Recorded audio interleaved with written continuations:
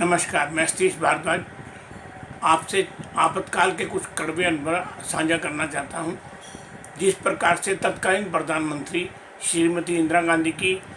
रायबरेली से चुनाव को चुनौती देने वाली राजनारायण की याचिका को इलाहाबाद हाई कोर्ट ने स्वीकार कर उनके चुनाव को रद्द कर दिया था, तो इंदिरा गांधी ने अपना पद छोड़ने के बजाय अपनी कुर्सी को बचाने के लिए देश में आपातकाल लागू किया था। इंदिरा जी को सुप्रीम कोर्ट से कोई राहत न मिलने के बाद उन्होंने 25 जून की आधी रात को देश में इमरजेंसी लगाकर सभी के मौलिक अधिकार स्थगित कर दिए थे। विपक्षी दल के बड़े नेताओं को, सभी बड़े और छोटे सभी नेताओं को उठा करके जेलों में डाल दिया था। असहयोग आंदोलन चला रहे वयोवृद्ध स्वतंत्रता सेनानी जयप्रकाश नारायण, जो इंदिरा जी की गलत नीतियों का विरोध कर रहे थे, जब उन्हें भी जेल में डाला गया तो कांग्रेस के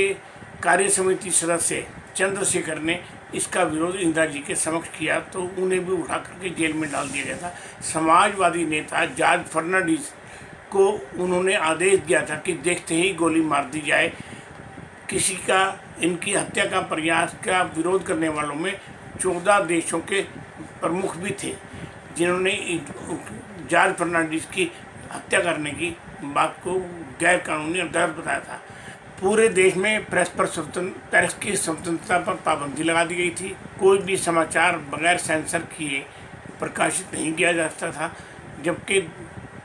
उनके छोटे पुत्र संजय गांधी इस सारे कार्यकाल में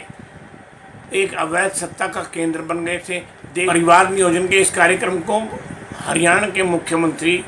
बंसीलाल ने बड़े उत्साह से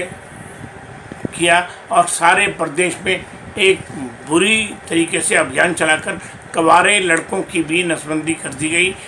और 21 मार्च को इंदिरा गांधी द्वारा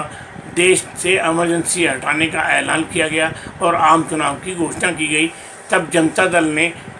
कांग्रेस के खिलाफ मुख्य रूप से एक पूरा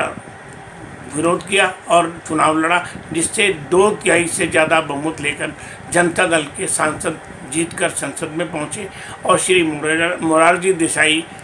देश के प्रधानमंत्री बने। मोरारजी देसाई की सरकार आपसी फूट के कारण ज़्यादा देर न चल सकी और वह मात्र 18 महीने में ही गिर गई और सरकार के गिरने पर जनता ने अपने वोट की ताकत से एक बार फिर इंदिरा जी को देश की प्रधानमंत्री बना दिया और ये लोकतंत्र की एक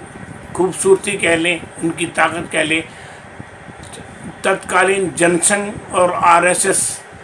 के नेताओं को जिस प्रकार जेलों में प्रताड़ित किया गया था और उन्हें जेलों में रखा गया था, वही जनसंघ के नेताओं ने भारतीय जनता दल का गठन करके आज वही भारतीय जनता दल देश के केंद्र में और प्रदेश में सत्तारूढ़ है और जिसे चाहिए कि ये इमरजेंसी की इन जातियों की जानकारी नई पीढ़ी को भी मिले और वो इसको इमरजेंसी के कार्यकाल की सारी बात को पाठ्यक्रम में भी शामिल करें ताकि नए बच्चों को इसकी जानकारी मिल सके।